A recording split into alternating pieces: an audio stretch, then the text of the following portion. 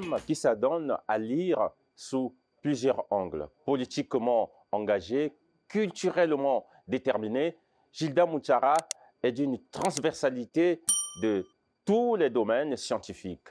Auteure de plusieurs ouvrages, elle aime être au rendez-vous du donner ou enseigner. Mais pas seulement, sa passion pour les réseaux sociaux s'exprime tellement bien qu'elle a réveillé jusqu'à notre curiosité. Les centres de répétition ou répétiteurs au programme scolaire, on en trouve un peu partout à Brazzaville. À la différence, c'est que Longoka, c'est gratuit et les enfants profitent même depuis TikTok et Facebook. Nous avons rencontré Gilda Moutsara. C'est parce qu'il est très important d'expliquer aux jeunes que l'usage de bonne manière, de façon réfléchie des réseaux sociaux peuvent énormément aider. Aider pour la formation, aider pour affronter les examens, aider justement pour la construction de la vie. Invité sur ce plateau avec moi, Madame Gilda Moutsara, j'ai déjà un petit sourire parce que quand je vous vois déjà dispenser les cours dans cette salle un peu ouverte avec beaucoup d'élèves. Alors je me dis, comment est-ce qu'elle s'en sort? C'est pas facile lorsque j'apprends que vous n'êtes pas en réalité une enseignante. Alors, je me suis posé cette question. Je vous connais, cette femme qui n'avait jamais hésité d'oser, de prendre la parole en public, dire ce que, pas forcément ce qu'on pense, mais ce qu'on veut dire. Je vais parler de son mécontentement quand ça arrive. Il y a encore d'autres histoires que je viens bien évoquer ici, mais le sujet, c'est ces enfants. Face à vous, qui sont tous aujourd'hui en classe d'examen, voici 3 ans, qui prennent plaisir à venir, pas seulement vous écouter, mais à venir comprendre les matières. Quelle créativité! Le centre existe, voici 3 ans. 3 ans, oui, en effet. D'abord, je vous remercie de me recevoir sur votre plateau. Oui. Et donc, ça me donne l'occasion de m'exprimer sur ce sujet. Oui. Et comme vous l'avez dit, ça fait 3 ans qu'on existe. En fait, c'est l'association Longoka que j'ai créée il y a 3 ans. Longoka, oui. Longoka Congo, en fait. Longoka qui veut dire apprendre. Apprendre, que j'ai créé dans le but de lutter contre l'échec scolaire. Parce que c'est parti d'un constat, beaucoup d'enfants, beaucoup de jeunes quittent très tôt le banc de l'école, alors que normalement, ils sont censés y être jusqu'à l'âge de 16 ans. Oui. Donc, je me suis interrogée sur les causes. Et lorsque je me suis rapprochée d'eux, les causes, c'est la précarité des familles, oui, mais aussi l'exclusion, parce que beaucoup ont été exclus des écoles pour avoir répété, ou de redoubler, comme on dit, oui, ou tripler une classe. Oui. Et j'ai trouvé que c'était injuste, et je me suis dit qu'est-ce qu'il fallait faire. Il fallait certainement les accompagner, oui, et les inviter les aider à revenir sur le banc de l'école. Oui. Donc la première année, nous sommes beaucoup plus focalisés sur les enfants déscolarisés, que nous avons repérés dans les quartiers, dans les marchés, et que nous avons réussi à convaincre à revenir sur le banc de l'école, oui, en garantissant un encadrement, en fait, un suivi oui, au quotidien. Et donc, nous avons créé le centre Longoka au cours des... Et là, vous avez compris qu'il y a des enfants, des rebuts, des enfants qui échouent, ce n'est pas parce qu'ils sont idiots. Non, pas du tout, parce que ces mêmes enfants, oui, les rencontrent dans les marchés, qui, oui, vendent à longueur de journée. Oui. Donc, ils font tout ce qui est calcul mental, et ils ne sont pas bêtes, entre guillemets. Oui. Donc, c'est des enfants qui sont capables, qui ont, oui, un potentiel intellectuel, oui, et qui ont juste besoin d'encadrement et d'encouragement. Voilà. Et donc, c'est le travail que nous avons fait. Et la première année, nous avons eu des jeunes de 21 ans, oui, qui ont refait leur CEP et qui ont pu... Donc, ils sont chez vous, et puis dans le lot, il y en a qui s'inscrivent comme candidats libres. Comme candidats libres aux examens oui, de l'État, au BPC, au CEP, au baccalauréat. Oui. Et nous avons eu de très bons résultats la première année, et ça nous a encouragés à continuer. Et, vous parlez de très bons résultats, oui, dans un pourcentage de combien? La première année, nous avons eu 100 apprenants de différents niveaux. Et on a eu quasiment... 80% d'admission, c'est déjà bien pour nous. Ceux qui n'ont pas pu aller jusqu'au bout, on n'a pas pu les rattraper. Mais ceux que nous avons suivis de la première année du premier mois jusqu'au mois de l'examen, eh bien, ils ont pu s'admettre. Donc, du coup, pour nous, pour un premier essai, oui, pour nous, c'était une réussite. Et donc, ça nous a encouragés à continuer. Un coup de maître. On peut le dire aussi. Ce qui est intéressant avec cette initiative, c'est pas forcément ramener les enfants à l'école, ce qui est intéressant, c'est la dimension non dite. Ces enfants qui, aujourd'hui, s'agrippent aussi. Je veux dire, il y en a qui sont avec vous dans les Oui. salles de classe. Oui. Il y en a qui, grâce aux productions sur les réseaux sociaux, qui vous suivent également. Oui. Et d'ailleurs, je tenais à le souligner sur ce plateau, si vous êtes là en face de moi sur ce plateau, c'est tout simplement parce que moi aussi, voilà, j'ai été mordu, voilà. J'ai dit, mais pourquoi ne pas en faire un sujet? Et par là, je vais vous poser cette question. Finalement, les réseaux sociaux, on peut savoir les utiliser. Bien entendu, parce que Parents comme élèves, bien sûr. nous avons constaté que les jeunes passent beaucoup de temps sur les réseaux sociaux Oui. et ils vont y chercher du divertissement Oui. ou rencontrer des amis, rester en contact avec les parents. À distance, c'est l'objectif principal, je crois, des réseaux sociaux. Oui. Mais avec du temps, les réseaux sociaux ont eu une autre dimension, c'est-à-dire on peut y acquérir des connaissances Oui. ou suivre une formation à distance. Oui. Et donc, je me suis dit, pourquoi ne pas produire un contenu qui pourrait aider justement ces jeunes à apprendre, même en étant chez eux. Et donc, nous avons créé donc Longoka Congo en ligne Oui. sur les réseaux sociaux, Oui. TikTok, Facebook, et ils ont été très réceptifs. Et on a remarqué que les élèves, justement, apprennent mieux à distance, parce que bon, pour eux, c'est un peu comme un divertissement.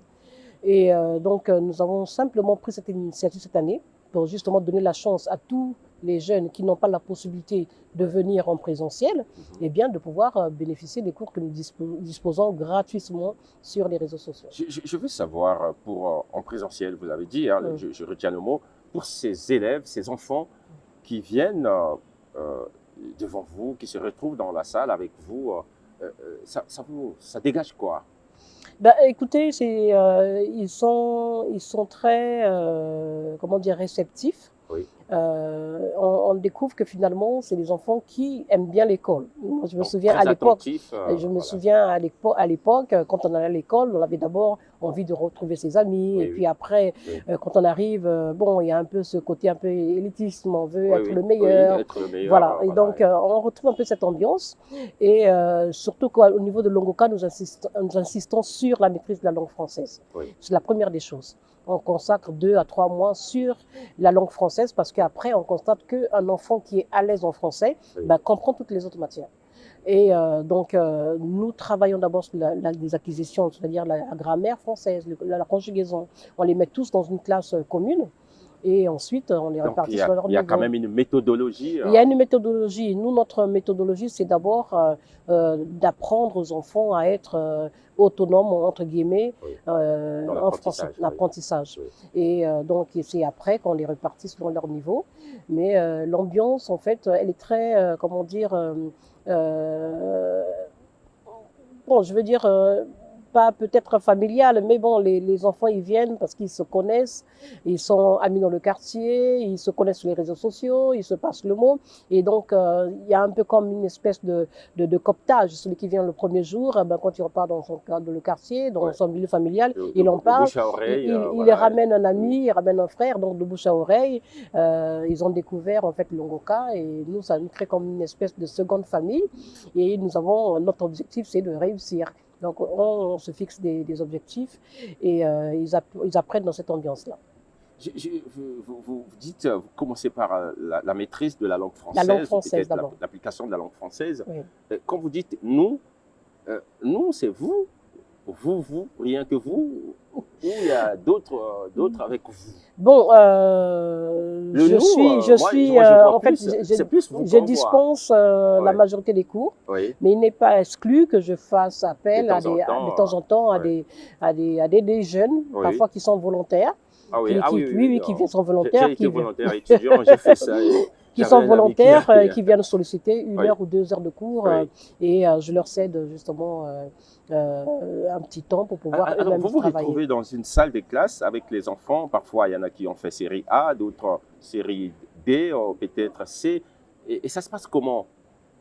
Ben, en fait, au début, le matin, on fait le français et l'anglais. Oui, Ben, tout le monde assiste au même cours parce qu'on a fait le constat que c'est quasiment le même niveau. oui, Et c'est dans l'après-midi qu'on les répartit selon les séries. Par exemple, pour la terminale, on sait qu'il y a la série A, la série D, oui, série C. Donc, nous avons des fascicules. Enfin, je conçois des fascicules de telle sorte que ben, lorsque je prends une série en présentiel, en classe, par exemple, la série A, oui. en philosophie, ben, il y en a qui font des TD, des exercices sur la base des fascicules sur la terrasse ou dans notre salle. Donc, du coup, on alterne comme ça, de telle manière que il y a un suivi de chaque groupe de travail. Oui. Vous parlez de la langue française, de l'anglais. Il y a chez vous cette transversalité des matières dans les disciplines. Autant on vous suit enseigner le français, l'anglais. Oui. You speak wonderfully English. Yes, I do. Yeah. So, L'allemand. également. Bon, alors là, vous tapez carrément un coup de poing là. Voilà. Et il y a les cette sciences. transversalité, voilà, les langues, j'en venais donc, et on tombe dans les sciences. Vous Dans avez les fait sciences. les langues, mais je me suis posé la question, je me disais, le jour où on va se voir avec elle, je dirais, comment est-ce qu'elle s'en sort aussi facilement, que ce soit en mathématiques, physique, chimie, vous les prenez aussi. Oui. Et vous allez me répondre, après je vais vous poser une question. Finalement, qu'est-ce que vous n'avez pas su faire ou à quel moment vous avez été si faible que ça à l'école? Dans quelle matière? Bon, au sujet de la transversalité, Oui. c'est que à la base, j'ai une formation de lettres. Oui, ça je sais. Hein. J'ai fait linguistique anglaise. Oui. Mais j'étais aussi, j'aimais bien les mathématiques, les sciences, mais j'ai fait le choix des lettres parce que je voulais, j'avais ambitionné de devenir Ça se voit. Et femme de lettres, voilà. Yes. Yeah. Et bon, pour les sciences, c'est que j'ai toujours encadré mes enfants à la maison. Oui. Oui. Et donc, je navigue entre toutes les matières de sciences, mathématiques, sciences physiques. Oui. Et je n'ai jamais, à chaque fois qu'ils passaient en classe supérieure, j'ai toujours gardé leur cahier, Oui. de telle sorte à pouvoir faire des révisions avec eux. Donc, ça m'a permis de tutoyer un peu au quotidien les sciences. Voilà. Et si bien que, bon, je comprends les sciences autant que toutes les matières. Au point d'enseigner. Au point d'enseigner, mais puisque ce que je fais au quotidien chez moi, j'enseigne mes élèves, mes enfants. Et à l'époque, j'enseignais aussi mes frères, mes cadets à la maison.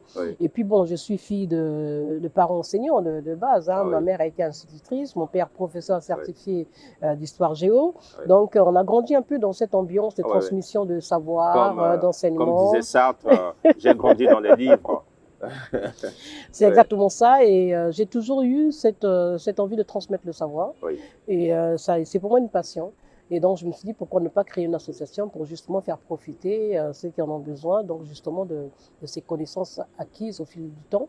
Et bon, finalement, je constate qu'il y avait un réel besoin.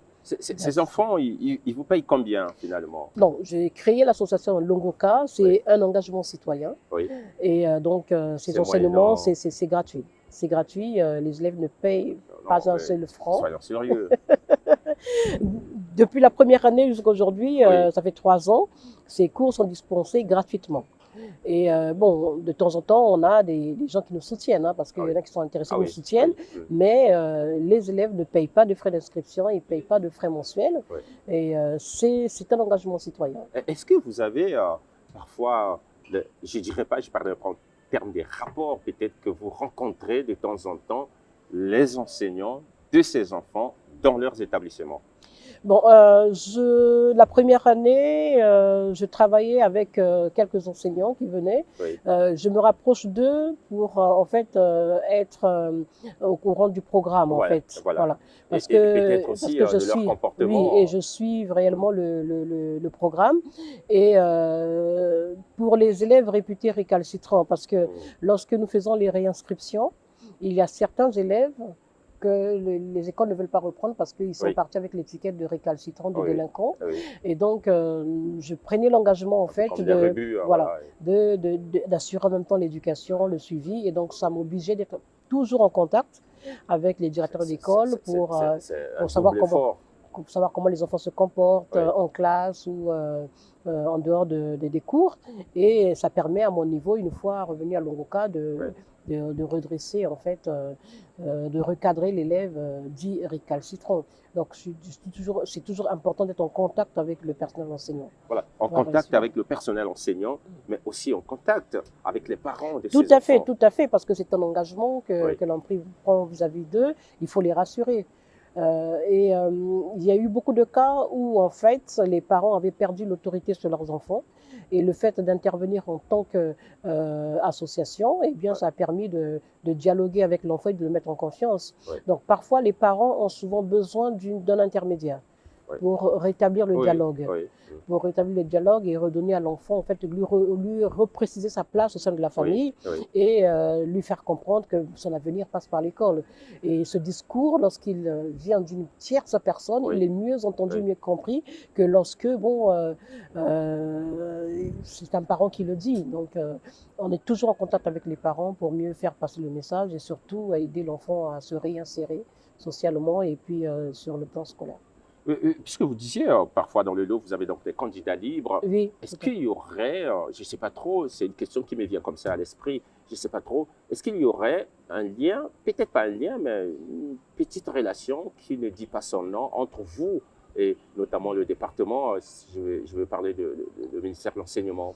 Non, pas pour l'instant. Pour l'instant, nous travaillons en tant qu'association. Nous n'avons pas encore approché les institutions. Ça pourrait peut-être venir, hein, c'est pas exclu, mais pour l'instant, nous agissons en tant qu'association et on travaille en autonomie. Cela n'empêche pas si un jour... C'est notre souhait d'ailleurs, c'est notre souhait parce que le but c'est de faire profiter beaucoup plus d'enfants de nos cours. Et donc je pense que le partenariat avec un ministère serait toujours un plus, hein, ça nous permettrait de pouvoir être plus efficace et puis de pouvoir rassembler beaucoup plus d'enfants qu'aujourd'hui. Pour cette année, vous en avez combien d'élèves? Pour cette année, pas à pas, parce que autant on va de l'école primaire, le collège et le lycée. Au lycée, vous en avez combien? Bon, nous avons limité cette année 50 apprenants par niveau. Pour que ce soit gérable. Voilà. Donc au niveau du bac, on a 50, BPC 50 et le CEP 50 également. Donc ça nous permet de mieux les suivre. Ça nous fait un total de 150 apprenants dans cette année. Donc, on parle de tout ce que vous faites, mais on ne parle pas de vous. Qui êtes-vous finalement? Je suis une femme de lettres, ça c'est sûr de tout le monde. Des lettres, vraiment des lettres. Hein, l'anglais, habla castellano? Hablo espagnol. Ah ben voilà, moi je parle castillan. Hablo espagnol. Bon, je suis une femme de lettres. Et je suis aussi une femme de culture. Hein, également, parce qu'au niveau de Longoka, nous avons créé également des activités culturelles. Nous avons un programme qu'on appelle Longoka Mardi Théâtre. Donc ça permet aussi de faire intéresser les enfants au théâtre. Mais je suis Gilda Moutsara, femme de lettres, casquette politique aussi parfois. Et je me souviens de ce coup de gueule, c'était en 2013. Je faisais partie de l'équipe de Tonon Voyageurs. De Paris. Qu'est-ce que cette femme a mis mal à l'aise et certaines personnalités, hein.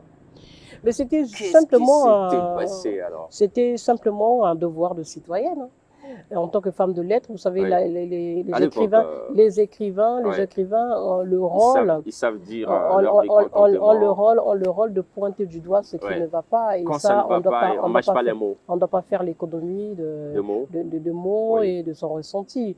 Et c'était pour moi l'opportunité justement de tirer l'attention sur une situation qui à l'époque dérangeait beaucoup. C'était les sinistrés en fait qui étaient oubliés suite à des pluies diluviennes. Et donc il était question de trouver des solutions dans les médias et les mettre à l'abri des maladies et de tout ce qui pouvait leur arriver. Donc j'ai pensé que c'était l'opportunité donc de parler justement de cette situation. Et puis vous avez écrit. Hein. Et j'ai écrit une nouvelle. J'aurais bien voulu avoir nos voix sur cette table, mais malheureusement. J'ai écrit une nouvelle en Ouais. 98 qui a été primée par l'Agence de la francophonie, le Soc en pleurs. Oui. Et j'ai écrit aussi 2 romans autodités en France. Oui. Et là, en ce moment, je suis en train d'écrire un 3e roman qui va certainement paraître. C'est Un aveu à Kouboula. À Kouboula. Donc, Kouboula comme lieu ou bien? C'est un village, le village Kouboula. Dans le sud. Ah oui. C'est la route de Kinkala. Sur la route de Kinkala se trouve donc le village Kouboula. Kouboula qui m'a beaucoup inspiré. Qu'est-ce qui se passe là-bas? Ce sont 2 personnes qui se font l'aveu de s'aimer, tout simplement. Qui se promettent de s'aimer, de se marier. Et en fait, ils se rencontrent là par hasard. Parce que les 2 ont vécu des déceptions amoureuses. Ils y vont justement pour se reposer un peu de la vie. Et quand ils arrivent, ils se rencontrent, ils se font l'aveu on va sur cette petite séquence. On vous trouve dans la salle en train de dispenser cours avec ces jeunes. Et puis on revient sur ce plateau. Merci. Okay.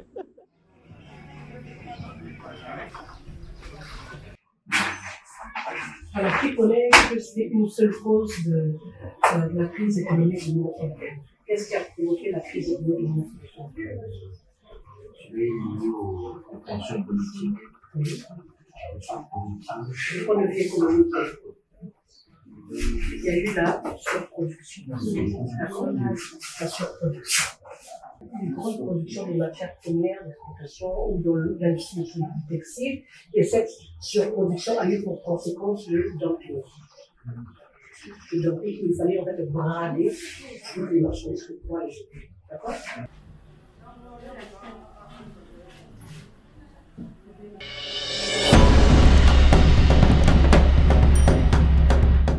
Alors, donc voilà, ce sont les images qui aujourd'hui flattent tout le monde. On vous trouve tantôt philosophe, tantôt prof de français, poète aussi. D'ailleurs, ce que vous faites, là, vous manipulez avec aisance la langue française, vous écrivez, vous avez vos nouvelles, les romans arrivent. Et dans cette salle, cette ambiance, nous laisse voir aussi l'expression du visage des enfants qui viennent, vous l'avez dit, peut-être avec plaisir, sans contrainte. Voilà. Mais j'apprends aussi que ça ne s'arrête pas qu'au Congo, à Brazzaville. Hein. Non, pas du tout, parce que y a beaucoup de parents qui vivent en Europe, en France notamment, qui ont suivi justement les cours dispensés sur TikTok et qui ont été très intéressés et qui m'ont donc contacté et ont proposé de dispenser les cours à leurs enfants à distance. Et ça se passe très bien, les cours de mathématiques, notamment en sciences, mathématiques, physique, chimie.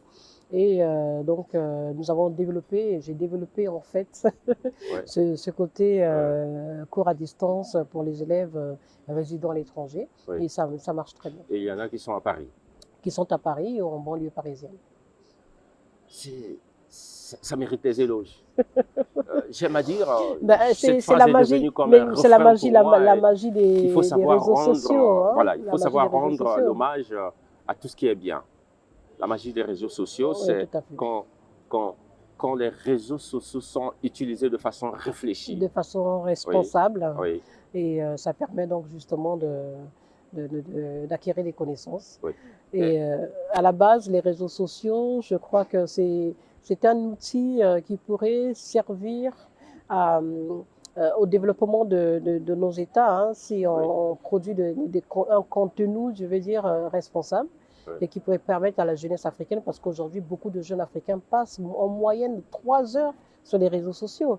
Donc, si on produit un contenu qui puisse favoriser leur épanouissement social, je pense qu'on ferait un grand pas en avant en ce qui concerne le développement de l'Afrique. Je ne manquerai pas sur ce plateau, de circonstances soit-il, d'évoquer ce nom, le ministre Ouabary, qui a fait un très bon papier sur votre activité, sur Longoka.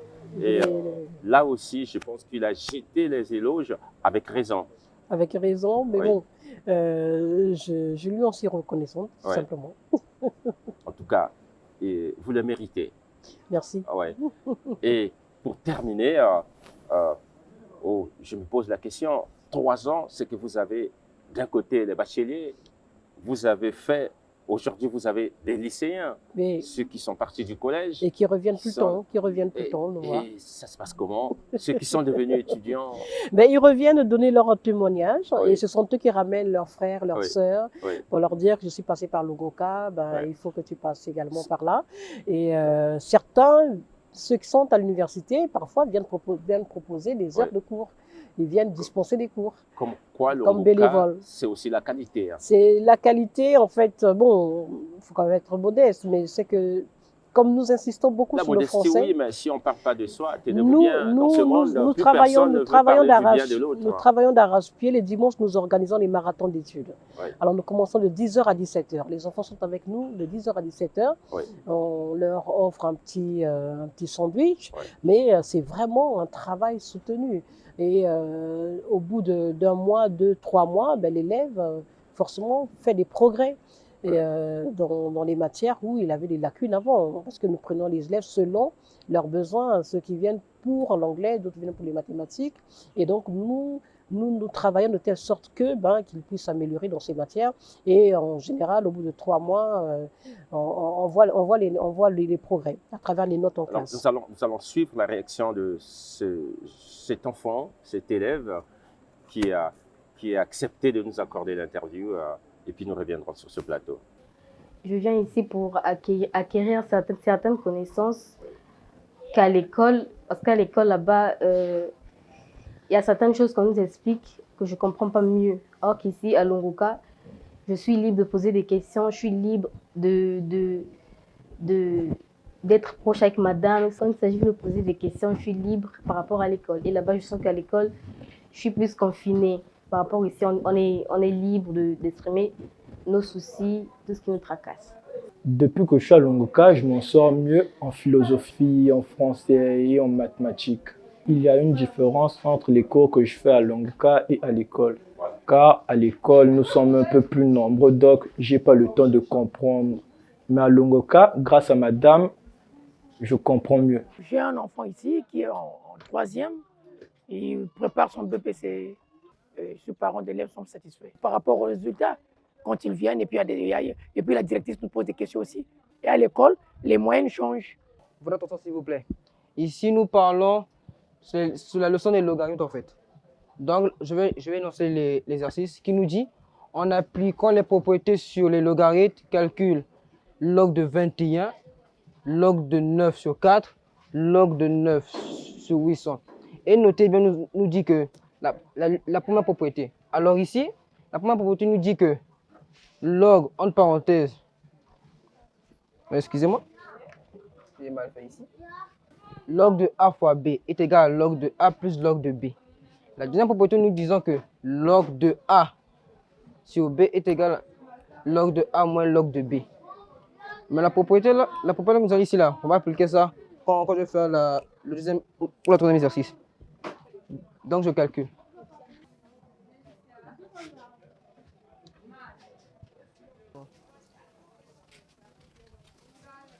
Donc il fait que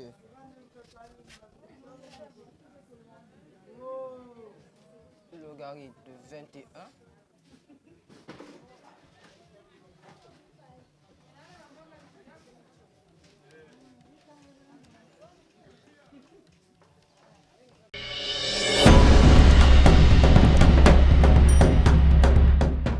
On peut dire que ces enfants ont pris les choses au sérieux. Oui. Ces enfants ont compris que l'école... Leur c'est- avenir voilà. passe par l'école. Oui. Oui, ça, ils l'ont compris. Et pour nous, c'est vraiment une réussite parce que ce n'était pas évident Oui. de leur faire comprendre en fait l'importance de l'école parce que certains, ceux qui avaient décroché, avaient déjà commencé à gagner leur vie au quotidien dans les marchés ou en tant que porteurs d'eau. Mais les convaincre à revenir sur le banc de l'école, ce n'était pas facile. Mais avec le temps, je crois qu'aujourd'hui, ils comprennent que leur avenir Moi, se passe à l'école. je suis un enfant de Mongali, à Kandongoka à Mongali. Ben, pour l'instant, Et puis ceux il de y en a qui, il y en a- il y en a qui diront ce partent, qu'ils ont, il y en a, voilà. il y en a qui partent du plateau des 15 ans, il y en a Oui. qui partent de Talangaï, qui viennent. C'est une question de volonté. Oui, Mais oui. nous avons Il faut réduire les distances. l'année prochaine, je Oui. crois que nous allons décentraliser. Voilà. Nous allons essayer de nous installer dans chaque Oui. arrondissement pour Oui. créer un peu cette proximité de Voilà. Longoka avec les apprenants. Mais ça, c'est un projet sur lequel nous allons travailler et nous savons que le besoin est réel. Nous avons eu, pas plus tard que ce matin, un parent qui m'a contacté, mais l'enfant vit à Talangaï. Il a exprimé en fait ce besoin de rapprochement de Longoka avec les élèves et je pense que nous allons travailler là-dessus.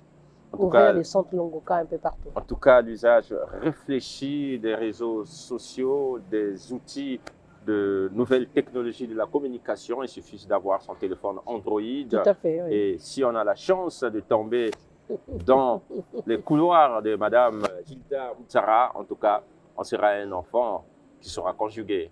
On apprend la parlera. philosophie, on apprend. On devient philosophe, on devient historien aussi. Oui, on devient polyglotte. Polyglotte. Você fala português? Je spreek Dutch. Tu me réponds en allemand. En tout cas, merci, merci à tous nos téléspectateurs. Je ne manquerai pas de répéter ce nom aussi à M. Wabari, qui d'ailleurs a laissé un très beau texte sur cette initiative qui est la vôtre. Il y a eu certainement des gens qui ont commencé, mais ces gens n'ont pas marqué comme vous l'avez su le faire. Une transversalité de tous les domaines, nous l'avions dit, mais faut-il ici le dire, l'objet de cette interview n'aura été que cette passion qu'elle a su exprimer à travers les réseaux sociaux où nous l'avons repérée, elle et sa structure, une structure où les enfants s'adonnent mieux qu'à l'école. Et j'exagère un peu, mais diantre, faut-il dire la vérité toujours et toujours? Ainsi donc, s'achève cette émission.